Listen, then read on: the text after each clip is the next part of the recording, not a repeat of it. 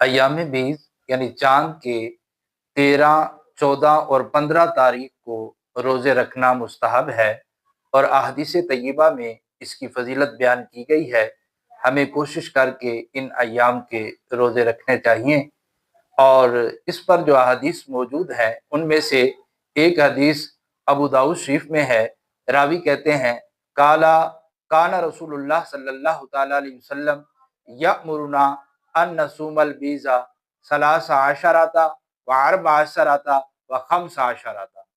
راوی کہتے ہیں کہ رسول اللہ صلی اللہ علیہ وسلم ہمیں ایام بیض یعنی 13، 14 اور 15 تاریخ کے روزے رکھنے کا حکم فرمایا کرتے تھے۔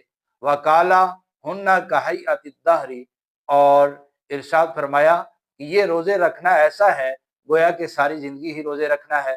اور دوسری حدیث پاک ہے نسائی شریف میں، اور اس کے راوی حضرت ابو ذر غفاری رضی اللہ تعالیٰ عنہ ہیں۔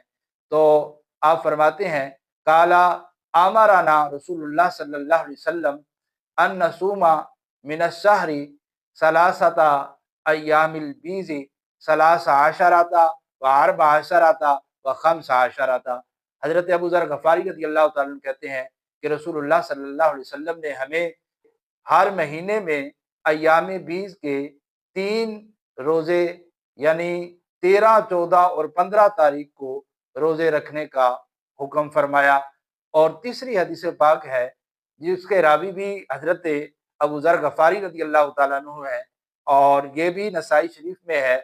کہتے ہیں کہ ان النبی صلی اللہ تعالیٰ علیہ وسلم امر رجلا، کہ رسول اللہ صلی اللہ تعالیٰ علیہ وسلم نے ایک شخص کو حکم دیا بصیام 13 و14 و15، کہ رسول اللہ صلی اللہ علیہ وسلم نے ایک شخص کو 13، 14 اور 15 تاریخ کو روزے رکھنے کا حکم فرمایا۔